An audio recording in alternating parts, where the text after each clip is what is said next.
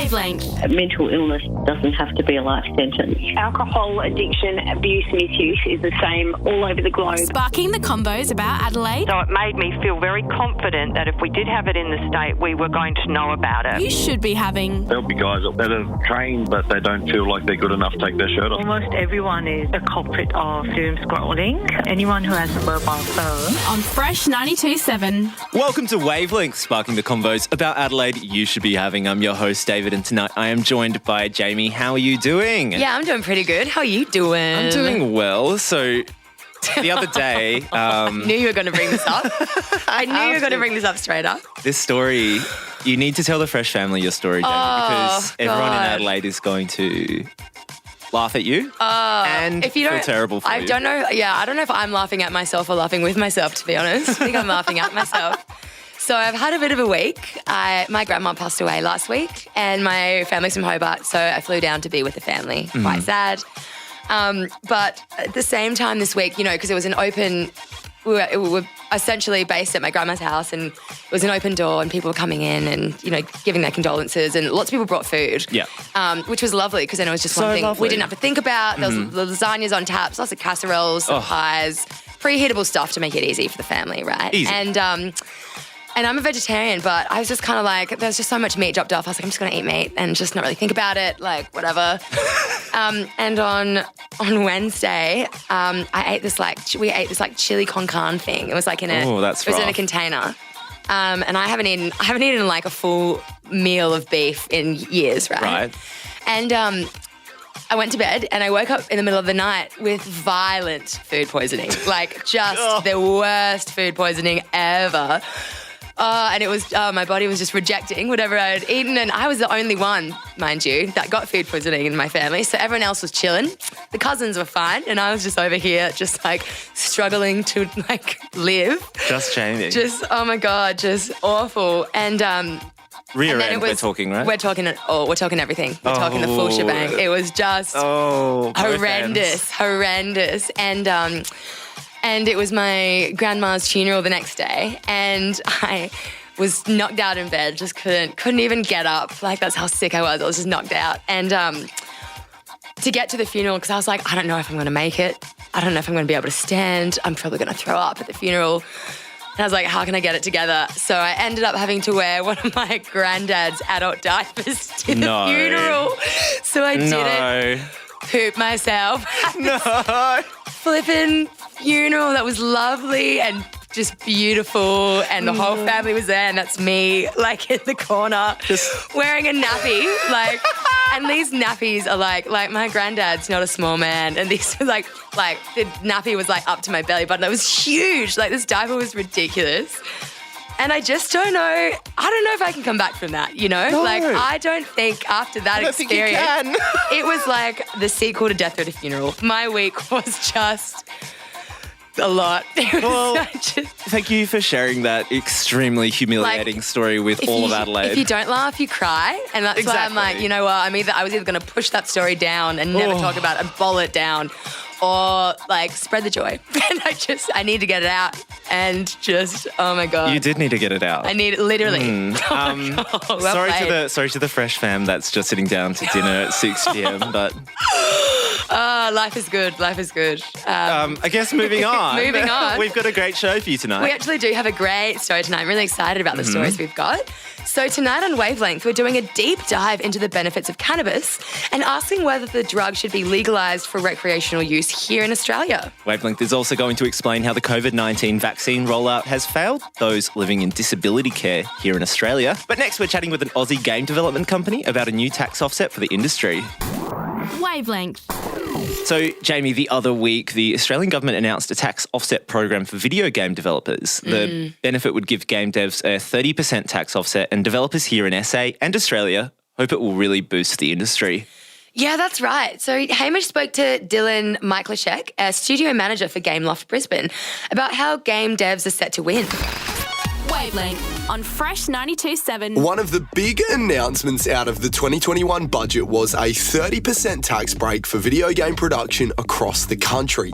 In an industry that contributed upwards of $90 billion to the American economy in 2019, it's often left people scratching their heads why we haven't seen our government invest more into this booming sector of entertainment. But now that's going to change. Speaking with Miklashek this week, the studio manager at Gameloft Brisbane, we discussed how big of a deal this new refund will be moving forward and what it means for the landscape here in Australia. Hi, my name is Miklashek. I'm the studio manager for Gameloft Brisbane. The studio's been around for about 6 years, and we have released 3 mobile games so far: Zombie Anarchy, Ballistic Baseball, and Oregon Trail. How big of a deal is this new tax break for local video game production in Australia?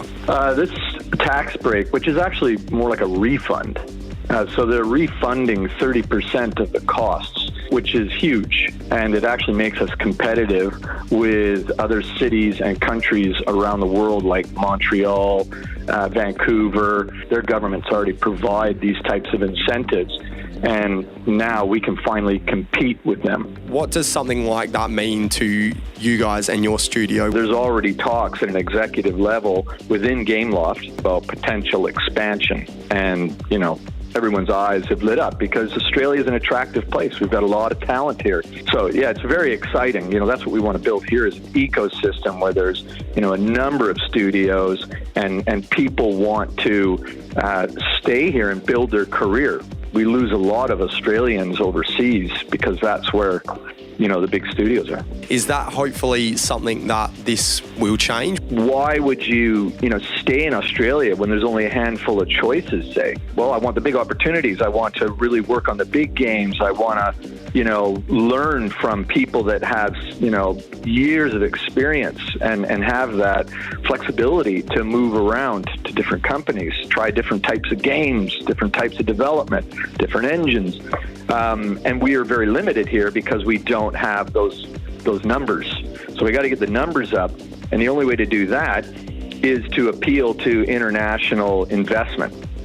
And it helps the whole industry because, a lot of people think that, this whole refund doesn't help independent games. Yep, directly it doesn't because your game has to be at least $500,000 in cost. Yeah. But what it does do is it brings in the big companies, they start building up studios, and then eventually people at those studios, not all of them, but some of them, they go, you know what, I've got a lot of experience now, I've saved up some money, and you know what, I'm going to go try something on my own. So I guess why is it so important for our government to invest in the video game industry, like from an economic perspective? Well, you're talking millions of dollars to run even a moderately sized studio. And that's money that's coming from international, well, in our case, an international investor, Gameloft. And, they're sending that money over here and injecting it into Brisbane. Yeah. So in the form, we're creating jobs, and then Gameloft's injecting these millions of dollars directly into the economy through salaries, which then those people pay taxes, all of our rent and our running costs, and et cetera. So it's creating jobs and injecting money into the economy. Australia is very appealing. Everybody loves around the world. I mean, I'm Canadian and American. I've worked all over the world and lived all over the world, and everybody loves Australia. No one ever says a bad thing about Australia. So I think that's very appealing to, many people around the world. And in particular, with these refunds on a financial level, it's appealing to the big publishers. Wavelength, sparking the convos about Adelaide you should be having on Fresh 92.7. That was Hamish chatting with Miklashek from Gameloft in Brisbane about the video game developer tax offset. And I mean, like we just heard, it's so good to see the government investing in the future. I mean, if we look at entertainment, video games being a huge part of that. They're not huge just industry. They're not just like a little industry anymore. It's probably... Surely it's a billion-dollar industry. Oh, easily. Billions. Yeah. Worldwide.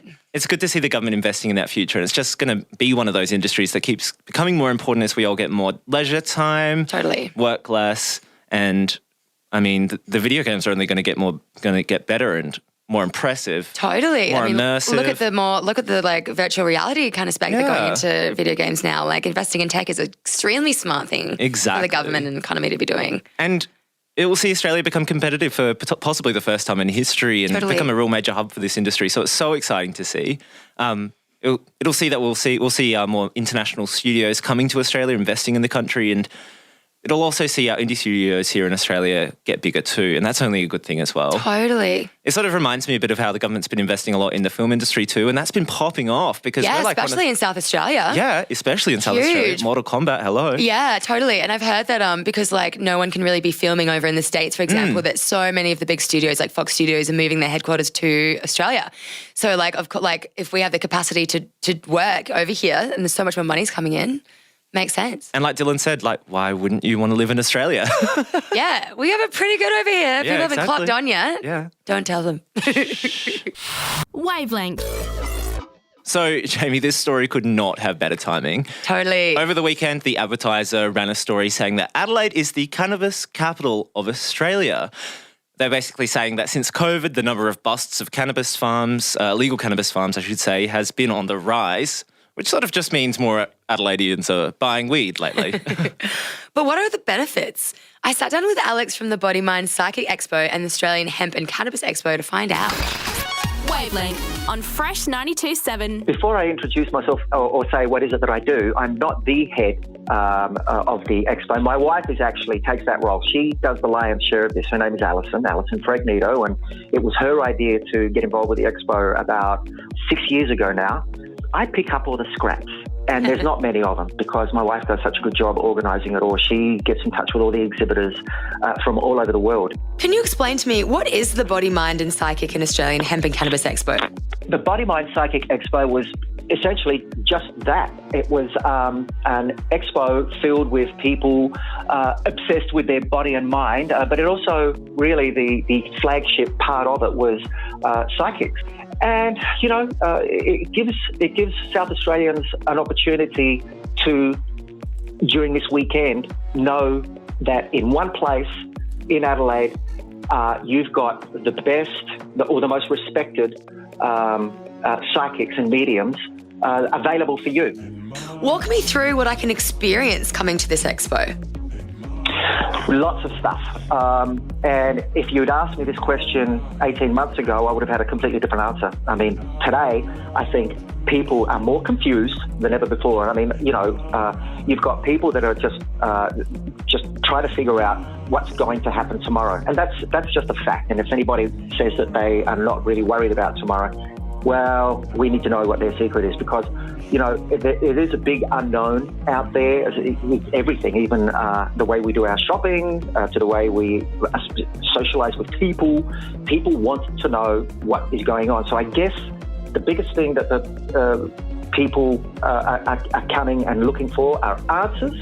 In more of the Australian Hemp and Cannabis Expo side of it, what else can we experience in terms of understanding cannabis and hemp more?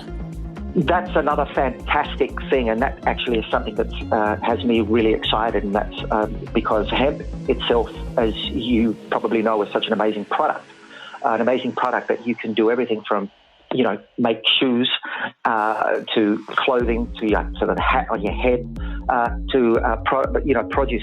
You can eat it, use it for food. You can build houses with it, and it's a wonderful housing product to actually build a house with. And I didn't even know this was possible. We actually have a guy that's coming this year. He's building kids' cubby houses out of it. The cannabis side is, you know, where do I begin? In a nutshell, you know, we're not talking recreationally here. That's not what we're about. You know, cannabis is an amazing plant from which is derived an oil, cannabis oil, CBD, you might know it as, and it can be used in every way from topically to rub on your skin as an agent to help heal something, to ingesting. People will ingest this to illnesses, and this has been proven time and time and again with cancers that have been cured, to many other different types of chronic illnesses that have, you know, failed to have any joy from, something that was prescribed to you from the pharmacy, for example. Wavelength, sparking the convos about Adelaide you should be having on Fresh 92.7. That there was Jamie speaking with Alex from the Body, Mind, Psychic Expo and Australian Hemp and Cannabis Expo about the benefits of cannabis, which is a bloody long name for an event. Jamie, what really stood out to you in your chat with Alex? This was really cool. I really liked the story I did. Essentially, we're just talking about the openness or the Expo itself, a great festival that's been going on for, well over 20 years. Yeah. This man, Alex, and his wife, who he admitted runs most of the event, is kind of just the face. And, they have everything from psychics to crystals, but they also have a lot of things within the Australian hemp industry. Yeah. So it's really interesting because they have a lot of experts in their field coming throughout 2 days. It's at the Adelaide Showgrounds. Mm-hmm. And you can talk about, hemp as an industrial product in terms of paper and clothing manufacturing, the sustainability of it, law reform and legalising hemp and cannabis in South Australia alone. And, has everything from doctors to Tammy Franks from the Greens Party. A really interesting event that I personally am really interested to go to and listen to these experts in their field talk about the way, specifically that hemp and the law reform is changing. So cool. So cool. And if you're keen to find out more about hemp and cannabis, the Body, Mind, Psychic Expo and Australian Hemp and Cannabis Expo is next weekend. Head to bodymindpsychic.com to find out more. It is a bit of a tongue twister, the title. It really it's so is. hard to say. It's so awkward. Abbreviate. Later on in the show, we'll be hearing cannabis oil advocate Jenny Hallam. But next, Hamish will let you know what the hell's been going on this week. What the hell is going on this week? Wavelength on Fresh 92.7. This week, the government found themselves unsure why a population that can't trust them to keep their female politicians from being sexually assaulted at work won't trust them enough to safely administer the COVID vaccine, as baby boomers, famous for labelling younger generations as selfish and entitled, refuse to get the jab. Virgin Australia decided to rebrand themselves this week on the back of their push for reopening international borders, announcing their new national slogan, "Some people may die." It's nice to know that out of all of the casualties from COVID, capitalism is alive and well, and we're ready to start sacrificing the old and poor on its altar once more. The long-awaited Friends reunion episode that wasn't really a reunion episode aired earlier this week, which had fans concerned over star Matthew Perry's health after he seemed to slur his words and displayed a dead look in his eyes until they remembered this is just what old people look like, and yes, that means you're old too. A new book about the 2020 US election revealed that former President Barack Obama was known to go into expletive-filled outbursts over Donald Trump behind closed doors, calling him a madman, a racist, sexist pig, and a f***ing lunatic, officially making him the most relatable man in American political history. The crippling housing market in Sydney sank to new lows after a dilapidated one-bedroom apartment with a crumbling rooftop sold for $1.62 million. And no, I'm not joking. The sale confirms that an entire generation of young adults still living with their parents in Sydney's inner-city suburbs will have to wait for their inheritance before they can even think of entering the market. The world's biggest podcaster and generally problematic commentator Joe Rogan made remarks this week that it feels illegal to be white in a country that's known for murdering hundreds of unarmed black men every year. And talking about problematic male figures, Israel Folau announced his return to NRL in a press conference this week, with Clive Palmer appearing alongside him for reasons that absolutely no one can explain. And that's what the hell's been going on this week. Wavelength, sparking the convos about Adelaide you should be having on Fresh 92.7. Earlier on in the show, we spoke with Alex from the Body, Mind and Psychic Expo and the Australian Hemp and Cannabis Expo. I'll never get over that name, about the benefits of cannabis and about the expo itself. But now, Jamie, you're going to be speaking with Jenny Hallam, a cannabis oil advocate who has a pretty interesting history. Can you tell me and our listeners a bit about her background? This lady is an absolute legend. She is really interesting. She's a cannabis advocate, you could say, an activist in SA. I don't want to go too much into it because that's what the story is going, but essentially she got arrested, in 2017 for growing cannabis illegally in her backyard in North Adelaide, and was giving it to clients and people with chronic pain, kids with epilepsy, all of these people that needed cannabis in order to help with chronic pain and help these illnesses. And then got arrested, and last year put up to trial and was spared conviction. Wow. There was a huge up push in terms of the need to change law reform. So this started this huge craze and this huge spread on the need to change law reform in South Australia in terms of cannabis, because it's saving lives. So she's got a really amazing backstory and some really incredible things that she's done. Sounds absolutely fascinating. Anyway, let's hear that chat right now. Wavelength on Fresh 92.7. You're seen as a cannabis activist within your community. What are your beliefs on the legislation and use of medical cannabis and CBD? I think it's overregulated. I think the government has taken way too long to sort it out. I think by putting it in the hands of the individual states instead of having a federal access program has slowed it down too much. We have, a lot of access clinics that are prescribing to people, but a majority of people can't afford the products that are out there. And so far, only one product has been put on the PBS, and that's only for one condition. So this government is not acting fast enough. There are people that are desperate for this medication, that nothing else has worked for them, and this is their last option. Have you personally used cannabis to treat health issues? I have, yes. I have a chronic body-wide pain condition. So I've had actually 6 car accidents that weren't my fault. I've been rear-ended 3 times or stationary, hit from the side, hit from the front, and had a 40-foot pine tree fall on top of my car. So I have a pain condition that's just been just made worse. Every time I've had another accident, it's just made it a little bit worse and a little bit worse. So my resting pain level is 6 out of 10. And once I start moving and doing things, it goes up to an average of about 8 out of 10. So I was on all the usual opiates, the medications that they give you, morphine, endone, Lyrica, all the antidepressants. And they were doing more damage to my body. They were causing a lot of intestinal problems, and I had massive side effects. I would get really bad itching so that I would scratch my skin off. So I replaced all of those medications with and also a thyroid issue. I was on thyroid medication, and I replaced all of those medications with cannabis oil. So once I started taking the cannabis oil, I slowly decreased all my other medications until they were all gone completely, and now I only use cannabis oil. What are some of the health benefits of cannabis and CBD? Well, there are many health benefits, and the reason that is because we have something in our body called an endocannabinoid system.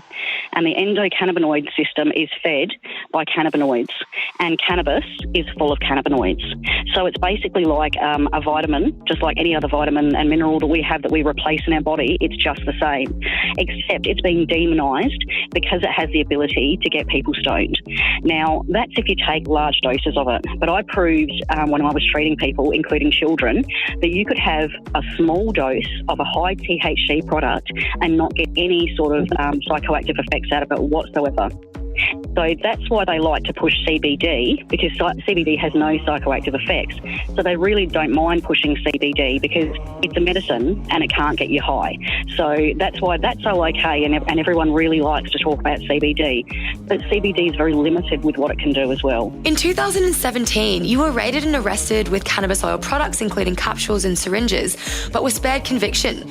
Can you give us more of an insight into your reasoning behind your motives? I started using it for myself, and it helped me so much, and it made me so much better that people could see, obviously, around that I had made almost a miraculous recovery. I was almost at the point of dying, and was then literally so good that I started working again. My very close friends and family, I started helping around me, which included my father. He had cancer, and so I just wanted to save his life. So I just slowly started helping people around me, and I started getting better and better. And so the more research I did, the better I got at treating people with it, and the more conditions I realised it could help. And so I got better at making the oil myself. And so it got to the point where I was basically treating quite a lot of people. It was over, when I got raided, there was probably over about 200 people that I'd helped when I got raided, and 75 that I was actively helping at the time of my raid. Wavelength, sparking the convos about Adelaide you should be having on Fresh 92.7. That was Jamie speaking with Jenny Hallam. A great chat there, Jamie. So what do you think now, Jamie, after doing these two interviews? Are you a convert? What do you think our approach to legalising cannabis recreationally, and making medicinal cannabis products more available be? Totally. And coming from a completely medical background, I am fully on board with it. I've seen firsthand the effect that it can have on taking pain away from people with, like terminal illness, from people with so much chronic pain. And the research and the medical results are pulling through in favour of actually how much cannabis can help people medically. It's revolutionary, and I think that it's become illegal for so long, and there's such a big taboo and stigma is because it stems out of fear. There's not enough education. There's a lot of misinformation going around in terms of cannabis and what it can do medically for people. And I think it's something that needs to change. I think that the government's job is to kind of it's a democracy and change if people push for the change. And I think that people are wanting this. So it's really, really interesting. And Jenny had some really, really incredible points about just how important it can be in terms of saving people's lives. Now, obviously, here at 92.7, we don't advocate for recreational and illegal drug use. Just wanted to say that now. It's a really interesting perspective we're getting on lots of experts in their field, but we just wanted to let people know we do not advocate for illegal drug use here. Disclaimer. Thank you so much for that story, Jamie. It's been super good hearing about that. Wavelength. Right now, we've got a weekly segment called Wavelength Explains. This week, I'm just going to explain the latest bungle in the Australian vaccine rollout. Wavelength Explains on Fresh 92.7. There's been heavy criticism levelled at the government after disability advocates and those living with a disability have spoken out, claiming they've been left behind. As it stands, only about 4% of people living in disability residential care have received their first COVID-19 jab. Those living with a disability should have been included in Phase 1A or 1B of the rollout.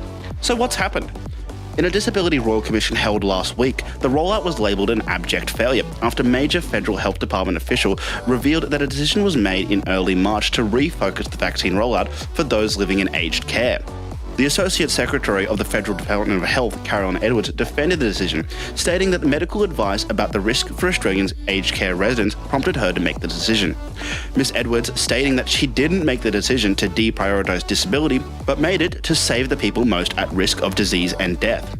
However, Ms. Edwards said that she herself did not seek advice on the implications for people living with disability, or inform them even as consultations were ongoing about the vaccine rollout. But she did rely on the advice from the chief medical officers about the risk for those in aged care.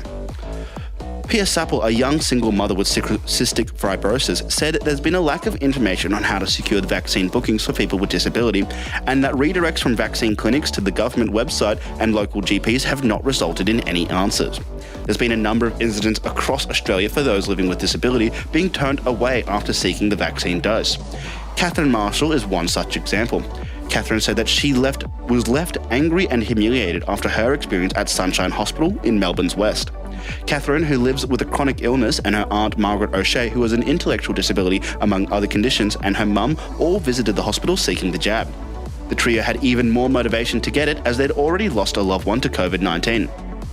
The trio brought in a letter from Miss O'Shea's physician to say that she was in the 1B vaccination category, but they said the woman fronting the hospital's vaccination unit rejected it, stating that it might be forged.